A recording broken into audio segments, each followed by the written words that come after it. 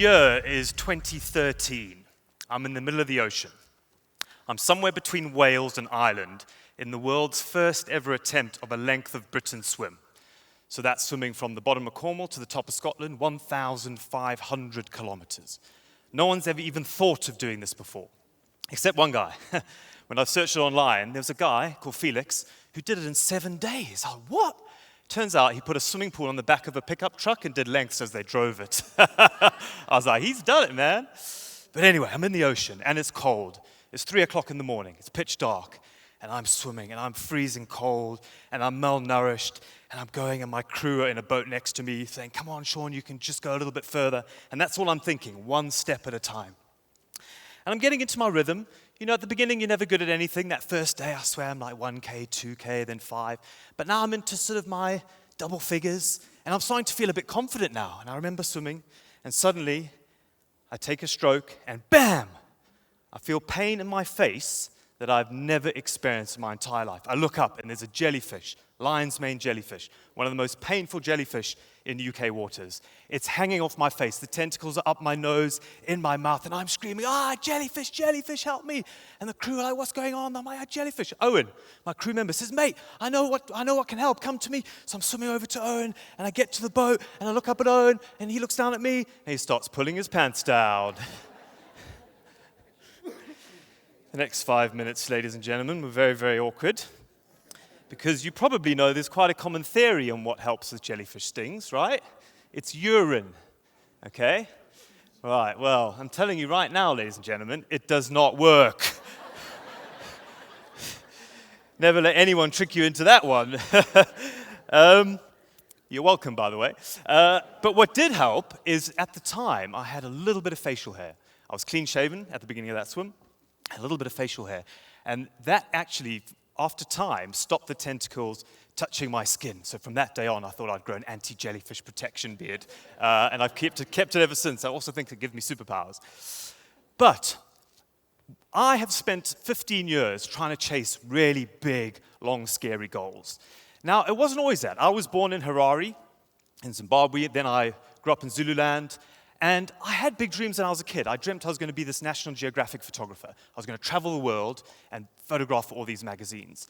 Unfortunately, I stopped getting those jobs, and I didn't really get them. So what I did, and this is my first thing I want to really hone down for you today, is I started lowering my ambition just to increase my chance of success, right? Now, who here can solve a Rubik's Cube? Anyone? No one. Right. I bet if I asked you, why can't you solve a Rubik's Cube? I bet you say, oh, it's too difficult. It's tricky. Like, what do I do? What if I told you to solve a Rubik's Cube, it's 8 moves. You have to learn 8 mini little challenges to solve a Rubik's Cube, and each of those take about 15 minutes to learn. This is what I did. I've learned it that way.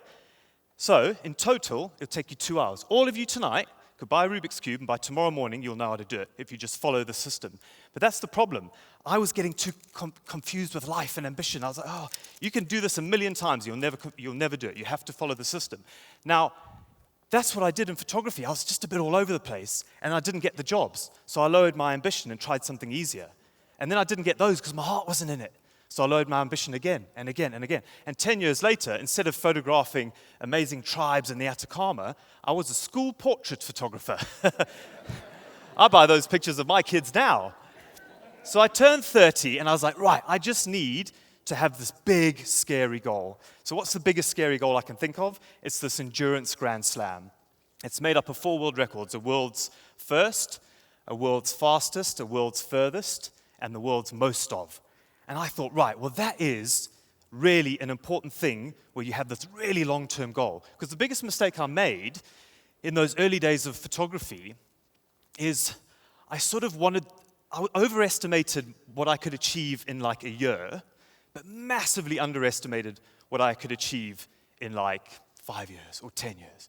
So that's, playing that long game, thinking, right, well, I've got this goal, it's going to be in 10 years' time, and it needs to be in 10 years' time because you've got to build that foundation.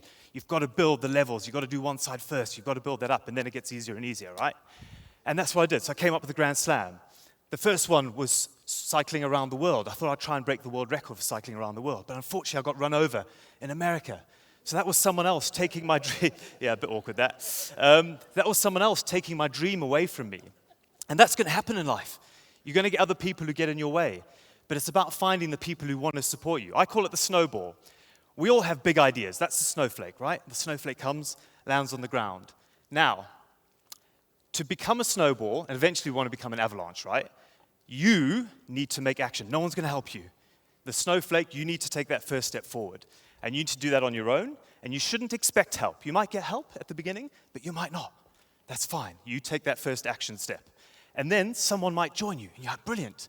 And then you sort of get a bit of momentum. And the idea is the more people, the more you show that you can do something, the more people want to join. And that's happened in all my world records. Trying to cycle around, that didn't work out. Swam the length of Britain, that did work out. Doing the world's longest triathlon. I did 6,000-kilometer triathlon. It took me 88 days. And that was one of the other Grand Slams. Then I decided to try and break the record for cycling across Europe.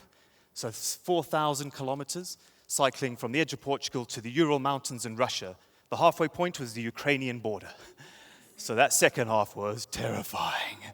But it doesn't matter because I knew I'd built the base, I'd built my fitness, I worked on my conditioning, I had my team of people helping me, not physically there, but remotely, and that's absolutely fine. And then I broke that record. So up until, this has now taken me 10 years to get 3 of the 4. And the last one was by far the hardest. Now, the last one was trying to break the record for the most number of Ironmans in a row. Has anyone done an Ironman in here? No, but does anyone, an Ironman, just to show you what it is, it's a triathlon, swim, bike, run. It's a 4-kilometer swim, followed by 180 kilometers on the bike, and then ending with a marathon at the end, a 42-kilometer run. And I was going to have to do one of those every single day for 101 days to break that world record. When you do an Ironman, when you do something big, it's going to be miserable at the beginning. You've just got to expect that. Mike Tyson actually famously put it perfectly in his career. He says, everyone has a plan until I punch him in the face.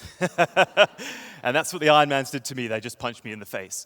But I'd learned by now. I'd had all this years of experience. I'd played this long goal, this 10, 15-year goal, and I started to put into place all the things, like building that Rubik's Cube.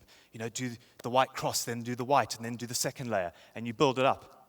And if you just trust the process and not be too overambitious, because you've got to, it's all about sustained high performance, right? Sustained high performance. Getting to that red line, but not going over it. Because every time you go over the red line, you're poking a hole in the bag of sand, and then all of a sudden you never get that energy back. It's about that sustained high performance. But if you do that every single day, you don't lower your ambition to increase your chance of success, you find that snowball of people who support your ideas.